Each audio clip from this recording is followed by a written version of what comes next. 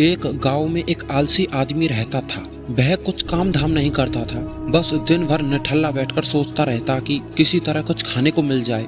एक दिन वह इधर उधर घूम रहा था, एक आम के बगीचे में पहुंच गया। वहां रसीले आमों से लदे कई पेड़ थे। रसीले आम देखकर उसके मुंह में पानी आ गया और आम तोड़ने के लिए वह एक पेड़ पर चढ़ गया। लेकिन जैसे ही वह पेड़ पर चढ़ा, उस बाग का माली वहां आ गया।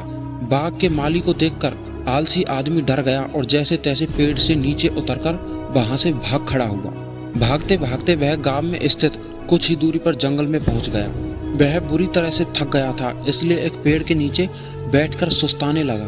तभी उसकी नजर एक लोमड़ी पर पड़ी। उस लोमड़ी की एक टांग टूटी हुई थी और वह लंगड़ाकर चल रही थी। लोमड़ी को देख आलसी आदमी सोचने लगा कि ऐसी हालत में भी इस जंगली जानवरों से भरे जंगल में ये लोमड़ी जिंदा कैसे बच गई, इसका अब तक शिकार कैसे नहीं हुआ। ये जिज्ञासा उसके मन में उठी और वह एक पेड़ पर चढ़ गया और वहां बैठकर देखने लगा कि अब इस लोमड़ी के साथ आगे क्या होगा। कुछ ही पल बीते थे कि पूरा जंगल शेर की भयानक दहाड़ से गूंज उठा, जिसे सुनकर सारे जानवर डरकर भागने लगे। लेकिन लोमड़ी अपनी टूटी टांग के साथ भाग नहीं सकती थी, वह वहीं खड़ी रही। शेर लोमड़ी के पास आने लगा। आदमी ने सोचा कि अब शेर लोमड़ी को मारकर खा जाएगा, लेकिन आगे जो हुआ वह कुछ अजीब था। शेर लोमड़ी के पास पहुंचकर खड़ा हो गया। उसके मुंह में मांस का एक टुकड़ा था, जिसे उसने लोमड़ी के सामने गिरा दिया। लोमड़ी इत्मीनान से मांस के उस टुकड़े को खाने लगी।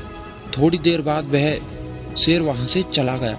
यह घटना देख आलसी आदमी सोचने लगा कि भगवान सच में सर्वोपरि है। उसने धरती के समस्त प्राणियों के लिए, चाहे वह जानवर हो या इंसान, खाने पीने का प्रबंध कर रखा है। वह अपने घर लौट आया।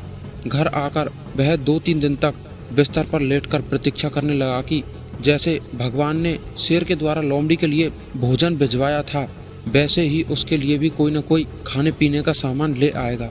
लेकिन ऐसा कुछ नहीं हुआ। भूख से उसकी हालत खराब होने लगी थी। आखिरकार उसे घर से बाहर निकलना ही पड़ा। घर के बाहर उसे एक पेड़ के नीचे बैठे हुए बाबा दिखाई पड़े। वह उनके पास गया और जंगल का सारा वृतांत सुनाते हुए बोला, बाबा जी, भगवान मेरे साथ ऐसा क्यों कर रहे हैं? उनके पास जानवरों के लिए भोजन का प्रबंध है, लेकिन इंसानों के लिए नहीं। बाबा जी ने उत्तर दिया, बेटा, ऐसी बात नहीं है। भगवान के पास सारे प्रबंध है, दूसरों की तरह तुम्हारे लिए भी। लेकिन बात यह है कि वे तुम्हें लोमड़ी नहीं, शेर बनाना चाहते हैं। इसलिए तुम किसी के आने का इंतजार मत करो, बल्कि स्वयं परिश्रम करो। तुम जो चाहोगे तुम्हें मिल जाएगा। इस कहानी से हमें ये सीख मिलती है कि हम सबके भीतर क्षमताओं का असीम भंडार है, बस अपनी अज्ञानतावश हम उन्हें पहचान नहीं पाते और स्वयं को कमजोर समझकर दूसरों की सहायता की प्रतीक्षा करते रहते हैं। स्वयं ही की क्षमता पहचानिए, दूसरों की सहायता की प्रतीक्षा मत करिए। इतने सक्षम बनिए कि आप दूसरों की सहायता कर सके। दोस्तों, आज का अगर यह वीडियो आपको पसंद आया हो तो हमारे चैनल को लाइक, शेयर और सब्सक्राइब करके ही जाएं।